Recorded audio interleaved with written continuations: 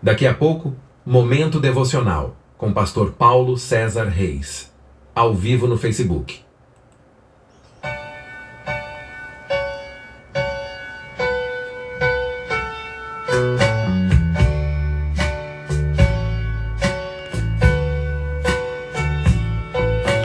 Calmo, sereno e tranquilo, sinto descanso neste viver. Isso devo a um amigo que só por ele eu pude obter. Ele é Jesus, meu amigo, meu Senhor, o Salvador. Só por ele ganhei a vida eterna com Deus, com Deus. Triste foi sua história, levado à cruz sem pecado algum. Só porque me amou, morreu por mim e não hesitou. Ele é Jesus, meu amigo, meu Senhor, o Salvador.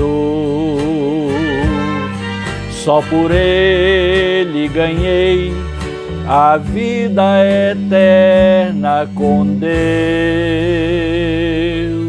com Deus.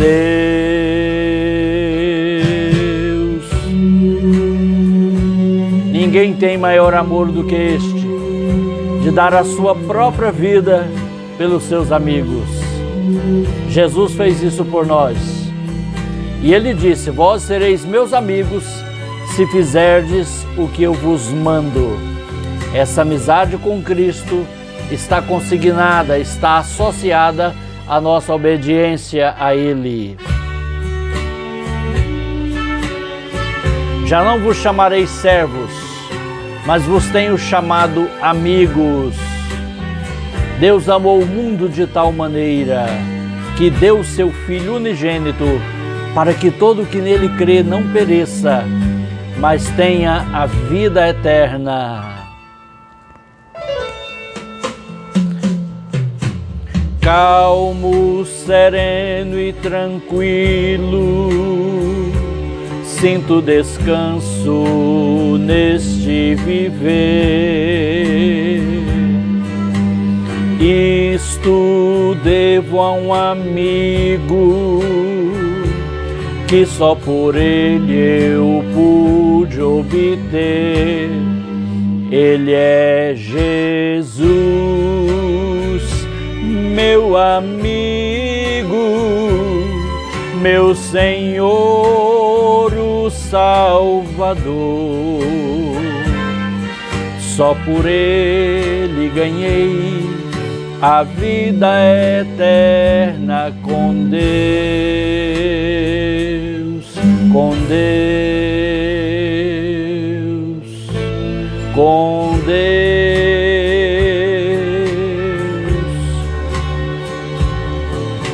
Daqui a pouco, Momento Devocional, com o pastor Paulo César Reis, ao vivo no Facebook. Olá a todos e a todas, sejam bem-vindos, bem-vindas ao nosso Momento Devocional, momento de reflexão na Palavra de Deus. Estamos porque você também, a primeira carta de Paulo a Timóteo, e hoje chegamos ao capítulo 4. Sejam bem-vindos, vamos abrir a nossa Bíblia e vamos juntos estudar a Palavra de Deus. Muito bem. Eu quero, primeiramente, fazer um pedido. Compartilhe essa live com seus contatos. Facebook, Instagram, YouTube E a você que acompanha pelo YouTube, eu tenho ainda mais um pedido. Se inscreva no canal, por favor. Me ajude a alcançar 1.000 inscritos. 1K. Uma modesta quantia, né? Porque assim a plataforma do YouTube vai impulsionar as visualizações, que é o que eu quero, para que mais pessoas sejam alcançadas com a palavra de Deus. O canal não é monetizado, então não estou visando nenhuma vantagem financeira. E quero, falando em vantagem financeira, pedir as suas orações para esse trabalho, por minha vida, por minha saúde, e agradecer ao pastor Marcelo Santos e também ao irmão Laerte Carneiro e a sua esposa, a doutora Luana Araújo, por serem ajudadores de primeira hora desse ministério, que já fazem mais de 5 anos. Agora em junho já vamos para 6 anos fazendo lives e publicando o ensino da Palavra de Deus aqui no YouTube, no Facebook e também no Instagram. Nós chegamos então ao capítulo 4 da primeira carta de Paulo a Timóteo. Para você que está chegando agora ou que já esqueceu da introdução, eu quero fazer aqui um breve release da introdução. Essa carta é uma carta pastoral de Paulo a um filho na fé, a quem ele chama 15 vezes de filho na fé, Timóteo. Timóteo significa honrado por Deus ou que honra a Deus. Ele era um jovem de talvez uns 16 anos quando Paulo passou por sua cidade na sua primeira viagem missionária, a cidade de Listra, na Macedônia. Ele era de uma família de avó e mãe judias, Lóide e Eunice, e de pai grego. Ele se converteu ao Evangelho e na próxima vez que Paulo passou por ali, na sua segunda viagem missionária, Paulo o levou consigo para um aprendizado intensivo para o ministério cristão. Quando Paulo escreve essa primeira carta, ele já havia acabado de deixar Timóteo como pastor ou bispo da igreja de Éfeso. Ministério que Timóteo iria desenvolver pelos próximos 15 anos. E como um jovem obreiro, Paulo sente a necessidade e o dever de instruí-lo acerca de várias questões, conhecendo a igreja de Éfeso, que Paulo plantou, e conhecendo Timóteo, que Paulo ganhou para Cristo e discipulou, ele entendia a necessidade de instruir como um pastor aquele jovem obreiro. São conselhos que são válidos para todos nós e são verdadeiras pérolas preciosas para dar conhecimento à igreja, aos obreiros e aos crentes em geral. No capítulo 4, Paulo vai falar acerca da apostasia nos últimos tempos. O que é apostasia? Eu quero aqui conceituar o significado dessa palavra antes de prosseguir. Apostasia vem de apostasis, no grego, que é a língua do Novo Testamento, e era a expressão usada quando um soldado desertava da sua fileira. Ele abandonava as fileiras do seu exército, do seu povo, do seu país, e não só abandonava, mas se ajuntava às fileiras de outro país, de outro exército, no caso o exército inimigo. Aí dizia que ele apostatou. Bem, é essa expressão que é usada para aqueles que abandonam a fé cristã, a doutrina verdadeira e vão após outra doutrina. É diferente do que se desvia do caminho. O que se desvia ou que se enfraquece e para na caminhada da vida cristã, ele até continua crendo nas mesmas coisas, mas não pratica, não obedece, mas acredita. O apóstata é diferente. Ele é infectado, vamos colocar aqui aspas, porque é uma palavra usada para saúde ou para doença, né? Então ele é infectado com uma nova maneira de ver, de pensar e de agir contrária ao Evangelho. É uma apostasia. Ele tornou-se um apóstata. De fato, se juntou às fileiras inimigas daqueles que pregam contra o verdadeiro evangelho de Cristo. Isso é muito grave. É grave porque um apóstata, de fato, ele não volta ao caminho. A preocupação de Paulo não era que os apóstatas se reconvertessem, até porque isso não acontece, mas era que eles não infectassem, não persuadisse aos cristãos e até ao próprio Timóteo. Então eu passo a ler e diz assim, dos versos 1 ao 5. Ora, o Espírito afirma expressamente que, nos últimos tempos, alguns apostatarão da fé por obedecerem a espíritos enganadores e a ensinos de demônios, pela hipocrisia dos que falam mentiras e que têm cauterizada a própria consciência, que proíbem o casamento e exigem abstinência de alimentos que Deus criou para serem recebidos com ações de graças pelos fiéis e por quantos conhecem plenamente a verdade.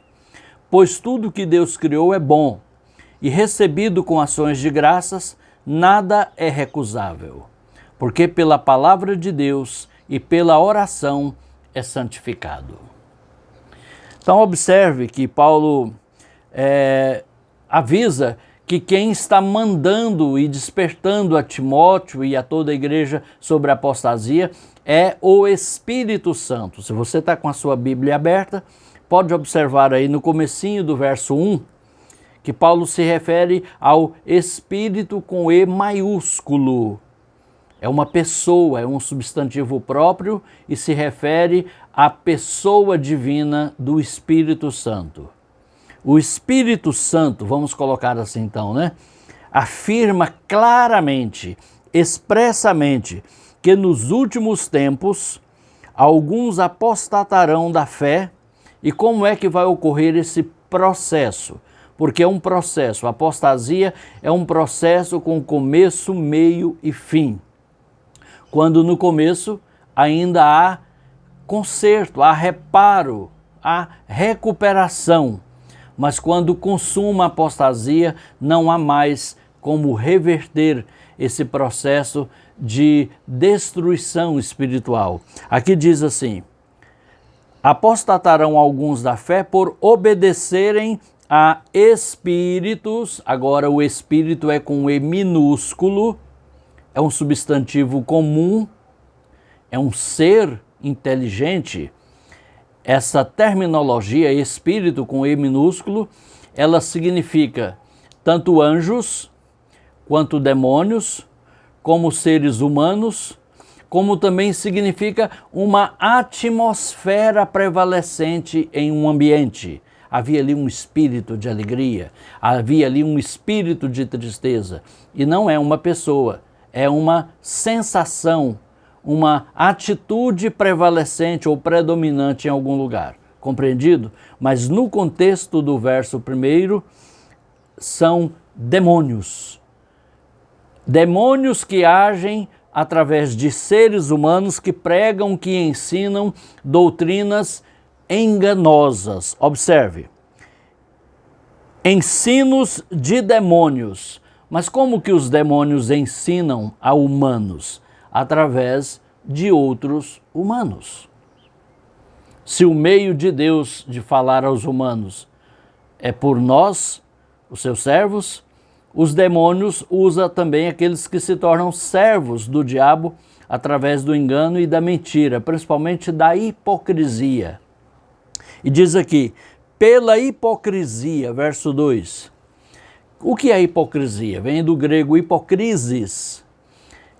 Os hipócritas, nos tempos antigos, eram os atores das óperas gregas. Aqueles que representavam um papel. Você sabe, um ator conhecido, uma atriz conhecida, pode fazer um papel de bonzinho numa obra, de vilão em outra, e assim por diante, porque nenhum daqueles é ele de fato. Assim é a hipocrisia e assim são os hipócritas. E uma coisa muito ligada à apostasia é a hipocrisia, porque tem uma aparência, uma representação de piedade, de santidade, de austeridade religiosa, mas que não tem nenhum efeito contra a sensualidade humana, a carnalidade. E aqui diz: pela hipocrisia dos que falam mentiras.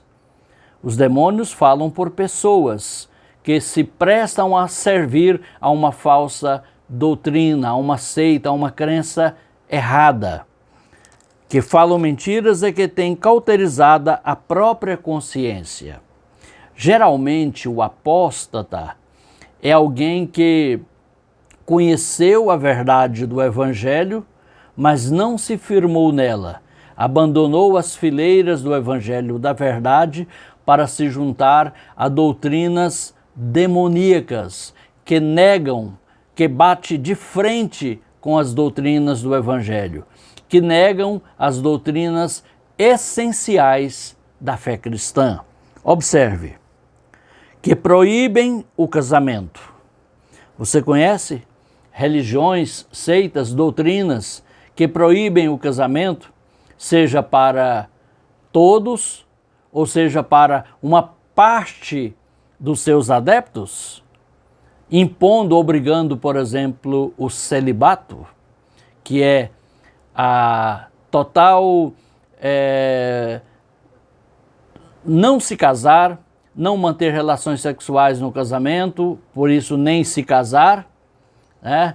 É a total abstinência sexual. Essa é a palavra que eu estava procurando. Conhece, né? Eu não vou mencionar aqui porque não é esse o propósito. Se você acompanha e estuda a Bíblia, você já sabe de qual estou falando. Que mais? E exigem abstinência de alimentos que Deus criou para serem recebidos com ações de graças pelos fiéis e por quantos conhecem plenamente a verdade. Quando nós conhecemos plenamente a verdade, e a verdade no caso é a verdade de Deus, a verdade verdadeira, que Jesus disse, na verdade te digo. É um hebraísmo para reforçar a importância do que ele dizia como verdade divina, a verdade bíblica. Os que conhecem plenamente a verdade bíblica, e para isso tem que conhecer a Bíblia, conhecer a palavra de Deus, sabem que uma religião, um código de doutrinas, uma crença, não pode proibir o casamento àqueles que estão aptos a se casarem. Por quê? Porque é algo de Deus. O casamento é uma instituição divina. E que também não podem proibir não podem ordenar, não podem proibir a ingestão e não podem ordenar a abstinência de alimentos que Deus criou para serem recebidos com ações de graças. É claro que nem tudo que Deus criou é alimento. Por isso o texto é bem claro dizendo, alimentos que Deus criou para serem recebidos com ações de graças. Na teologia neotestamentária do Novo Testamento, só existe uma coisa que é proibida para ser usada como alimento, como comida, que é o sangue. E é claro, também tudo aquilo que vier para adoecer o nosso corpo, por princípio bíblico da palavra de Deus, também não serve para alimento. Mesmo que sirva para um, não serve para outro. Eu, por exemplo, sou diabético. Então o açúcar não é um alimento para eu receber, porque ele vai adoecer gravemente o meu organismo. Mas para outro, normal. Agora o sangue, lá em Atos 15, no primeiro concílio da igreja, os apóstolos reuniram, oraram, conversaram na palavra e depois chegaram à seguinte conclusão: pareceu bem a nós, ao Espírito Santo e a nós, não impor às nações gentias, aos crentes de origem gentia, nenhuma outra coisa senão essas coisas necessárias, que vos abstenhais da carne sufocada, o alimento, o animal, o frango, o boi, o animal que for morto por estrangulamento, da carne sufocada e do sangue e da imoralidade sexual ou prostituição, e dos ídolos, da idolatria, das quais coisas se vos guardarem, bem vos vá, ou seja, só vai ser cada vez melhor para vocês. Então, a proibição de comer carne numa determinada época do ano ou num determinado dia da semana é algo puramente religioso, apóstata, doutrinas de homens que estão ouvindo demônios e não ao Espírito Santo. É o que está dizendo o texto. Por quê? Verso 4. Pois tudo que Deus criou é bom, e recebido com ações de graças, nada é recusável. Porque pela palavra de Deus e pela oração é santificado. Por quê? Não só nós somos santificados pela palavra de Deus e pela oração, mas também aquele alimento, mesmo aquele que lá na sua origem foi oferecido aos ídolos, mas depois posto no mercado para ser vendido, eu não comi do altar dos ídolos. Eu comprei e paguei com meu dinheiro santificado pela minha obediência, de fonte lícita, honesta, lá no mercado. Eu trouxe para casa, eu preparei, porque ele é apropriado à minha saúde, portanto é um alimento digno de ser recebido com ações de graças, e quando eu dou graças a Deus por aquele alimento e oro ali antes de me alimentar, não importa quem pôs a mão, quem ofereceu a quem lá na sua origem, aquilo está santificado pela palavra de Deus e pela oração, e eu posso me alimentar. Bom, então, uma das marcas da apostasia que Paulo apontou a Timóteo eram essas coisas: proibição do casamento e a abstinência de manjares. A partir do verso 6, que vou ler agora, até o verso 13, Paulo vai exortar a fidelidade, a ser fiel. O que é o fiel? É aquele que está no equilíbrio, como o fiel da balança. Nem tanto à direita, nem tanto à esquerda. Porque uma coisa fica aquém, a outra é exagero. E a Bíblia diz que aquele que ultrapassa a doutrina de Deus não tem Deus. Diz aqui: expondo estas coisas aos irmãos, serás bom ministro de Cristo Jesus, alimentando com as palavras da fé e da boa doutrina que tens seguido. Um obreiro cristão, um pastor, um expositor bíblico precisa expor a doutrina bíblica aos irmãos, à igreja. É claro que pode ser criativo no modo da entrega, da exposição dessa palavra, com ilustrações, com o seu estilo, a sua subjetividade, mas a palavra tem que ser exposta. A pregação precisa ser bíblica. O ensino precisa ser bíblico, ter verdadeira base e fundamentação nas Escrituras, e não invenções humanas, baseadas em teorias humanas. Alimentando com as palavras da fé e da boa doutrina.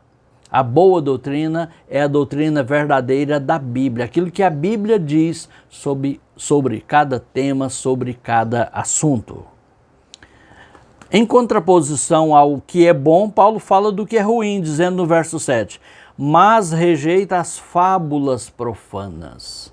Sabia que ainda hoje, em 2024, tem gente que tem uma fé pseudo-cristã, que se imagina cristã, mas que de fato está calcada em fábulas.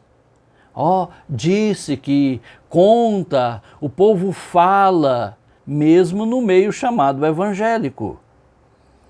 Até imaginam que aquelas coisas estão na Bíblia. Por que imaginam e não comprovam que não estão? Porque não examinam as Escrituras. É uma fé cega. E a verdadeira fé não é cega. Hebreus 11:1 assim define a fé verdadeira. Ora, a fé é a certeza, grava aí, certeza. A certeza das coisas que se esperam e a convicção, sublinha aí, convicção, de fatos que não se veem. Certeza, convicção. Então tem que estar na palavra. Se não está na Bíblia, Deus não disse. E se Deus não disse, eu não sou obrigado, no sentido espiritual, a fazer tal coisa. Fábulas profanas. Ah, não pode isso, não pode aquilo, ou tem que ser assim, tem que ser daquele jeito. Está na Bíblia. Vamos em frente.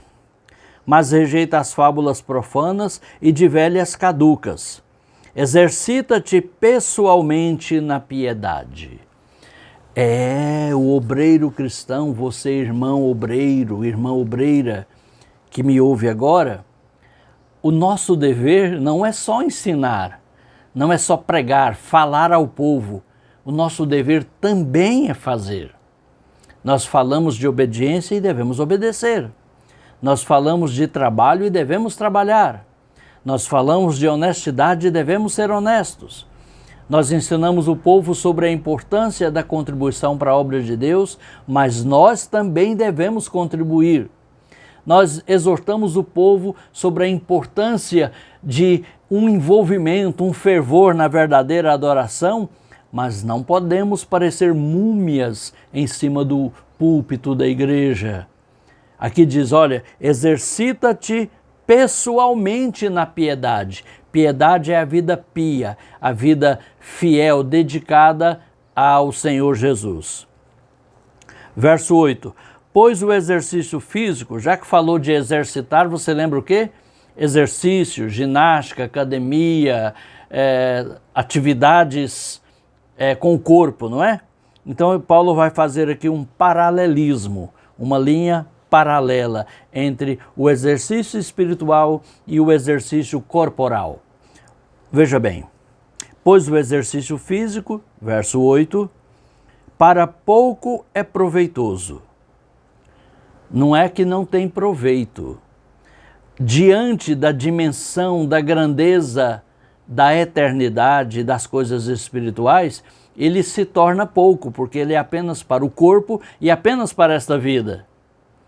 Agora, o exercício espiritual diz aqui, verso 8, mas a piedade, que é o exercício, a prática da vida cristã, para tudo é proveitosa, porque tem a promessa da vida que agora é e da que há de ser. Entendeu a comparação? A piedade, o exercício da vida cristã na prática, na praxis, não apenas no dogma, tem proveito nessa vida e na vida futura, na vida eterna. Já o exercício corporal vai melhorar esse corpo apenas para agora, para esse flash tão diminuto, tão instantâneo diante da grandeza da eternidade. Ah, mas eu quero os dois. Ok, mas não descuide do exercício espiritual, que é a prática da vida cristã. Vamos à frente. Verso 9. Fiel é esta palavra e digna de inteira aceitação. Ou seja, essa palavra aqui não é para ser recebida parcialmente. Não é assim que nós devemos receber o ensino bíblico. Ah, eu gostei dessa parte, mas essa aqui eu não gostei. Não temos que gostar, temos que entender e fazer.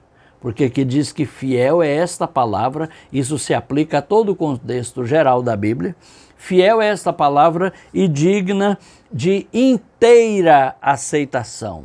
A inteira aceitação é aceitar no todo, ou in toto, como se diz em latim, na totalidade.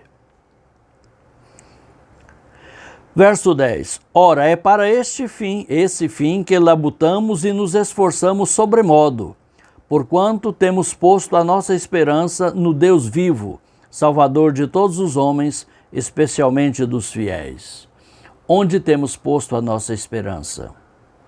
Se tivermos posto a nossa esperança em lideranças, em governantes, em situações e contingências mundanas, com certeza vamos ser frustrados, decepcionados. Mas Paulo diz que nós temos posto a nossa esperança no Deus vivo, Salvador de todos os homens, especialmente dos fiéis. Salvador, salvação, soteros na língua grega, original do Novo Testamento, nesse contexto não significa a salvação eterna, significa livramento imediato. Deus ouve, dá livramento, Ele abençoa todo mundo. Todo mundo, de uma ou de outra maneira, é abençoado por Deus. Mas principalmente, ou como diz aqui o texto, especialmente, quer dizer, de uma maneira especial, os fiéis. Vale a pena ser fiel. Glória a Deus. Vamos em frente. Verso 11. Ordena e ensina estas coisas. É uma ordem seguida do ensino. E é isso que um obreiro cristão, uma liderança, um pastor deve fazer. Não apenas ordenar. Por quê? Porque eu estou falando. Mas por que devemos fazer isso? Como fazer? Apenas faça. Não é assim. Ordena e ensina. Expõe, seja claro. É mais adequado a gente cumprir e fazer algo que a gente entendeu, compreendeu. Porque ele não vai fazer só se não quiser mesmo. Porque já entendeu o que tem que fazer e como fazer. Verso 12. Ninguém despreze a tua mocidade. Pelo contrário, torna-te padrão dos fiéis na palavra, no procedimento, no amor, na fé e na pureza. Até a minha chegada, aplica-te à leitura, à exortação, ao ensino. Possivelmente Timóteo teria 21 anos quando recebeu esta carta, essa palavra do apóstolo Paulo, para liderar a igreja da quarta maior cidade do Império Romano na época, a capital da província da Ásia, Éfeso, a grande Éfeso. Havia muitos cristãos em Éfeso já, depois desses 6 anos que o evangelho chegou ali. E talvez alguns deles hesitassem em acolher a autoridade pastoral de Timóteo, porque era muito novo, um jovem com 21 anos. Eu quero salientar que com 21 anos eu já havia liderado 2 igrejas locais. Então, não é desculpa, é claro, jamais eu teria a experiência, a maturidade de hoje, porque maturidade não se alcança em livros, é vivendo, é fazendo, é aprendendo. Mas Timóteo tinha 21 anos, desde os 16. Ele estava, portanto, há 5 anos, ele estava num aprendizado intensivo com o apóstolo Paulo. E Paulo diz, olha, não fique preocupado, constrangido por você ser tão jovem. Ninguém despreze a tua mocidade. Pelo contrário, torna-te padrão dos fiéis na palavra, no procedimento, no amor, na fé e na pureza. E se esforça para ler. Obreiro, pregador, ensinador de escola dominical, fazedor de live, leia, se instrua, se informe. Às vezes a pessoa já está fazendo isso e não lê nem mesmo a Bíblia, não estuda a Bíblia, não conhece a Bíblia, erra até quando vai ler. O povo que está ouvindo ali lê melhor do que ele, do que ela. Isso é uma lástima, isso é lamentável. Paulo recomenda a Timóteo, persiste em ler. Olha comigo aí o verso 13. Até que eu chegue aí, aplica-te à leitura, à exortação e ao ensino. Tem alguém que quer exortar e quer ensinar, mas não leu. E às vezes até passa a vergonha de ser pego no contrapé de uma informação errada. Mas vamos em frente. A partir do verso 14, na reta final desse capítulo, para terminarmos. Olha comigo os versos 14, 15 e 16. Ainda Paulo recomendando a Timóteo, não te faças negligente para com o dom que há em ti, o qual te foi concedido mediante profecia, com a imposição das mãos do presbitério. Timóteo agora era um pastor, o pastor da igreja que estava em Éfeso. Esse dom ministerial foi concedido a ele por profecia. Obviamente está se referindo à manifestação do dom da profecia, um dos 9 dons do Espírito Santo, conforme 1 aos Coríntios 12 e também no capítulo 14. Mas foi confirmado, porque o Espírito Santo chama, mas quem separa é a igreja. Então essa separação, essa ordenação de Timóteo ao pastorado, ela se deu da seguinte maneira: com a imposição das mãos do presbitério. Os obreiros oficiais da igreja local, os presbíteros, palavra que vem do grego presbúteros, que é um supervisor, alguém que olha por cima, né? E era a atividade de um líder local da igreja. Tanto diáconos quanto presbúteros era da igreja local, não era um ministério reconhecido para todos os lugares, era para aquele lugar. E a liderança, os oficiais daquela igreja local reconheceram o chamado e impuseram as mãos, juntamente com Paulo, para que Timóteo fosse agora um pastor naquela cidade. E Paulo diz, não te faças negligente. O que é negligenciar? É não dar o devido valor a alguma coisa, não reconhecer a importância de alguma coisa. E nós corremos esse risco se a gente não ficar atento. Temos algo tão precioso nas mãos como o privilégio, a oportunidade de servir no reino de Deus como ministro do Evangelho. Olha que coisa importante, preciosa. Quantos gostariam de ter e não têm, e nunca terão. Às vezes até pessoas mais capacitadas do que eu e você e não têm tal privilégio, são capacitadas do ponto de vista das coisas da terra, mas Deus não aprove a Deus, não foi do querer de Deus separá-las, chamá-las para que a igreja as separasse para o ministério do Evangelho. Então quem recebeu, valoriza, não se faça negligente, diz aqui o texto. Verso 15, medita estas coisas e nelas sê diligente, para que o teu progresso a todos seja manifesto. Um ministério, uma carreira ministerial, eu falo carreira comparando a uma corrida, a uma caminhada, que tem começo, meio e fim, para ela realmente ser uma carreira de sucesso, não no sentido da fama, mas do êxito, das conquistas, dos resultados, ela precisa ser meditada, pensada. Não é deixa a vida me levar, vida leva eu. Por isso Paulo diz, medita essas coisas. Isso significa inclusive a autoavaliação. Avaliar a si mesmo, o que estou fazendo, como estou fazendo. Será que está certo? Será que é o melhor?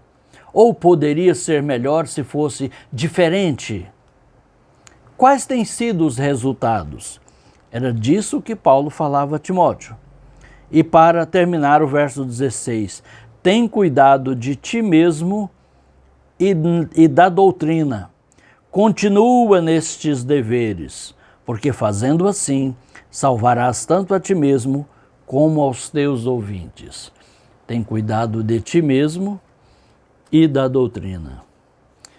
Há o risco da gente cuidar muito da doutrina e descuidar de si mesmo, do próprio exemplo, da própria prática da palavra. A gente sabe tudo, ensina tudo, mas não pratica.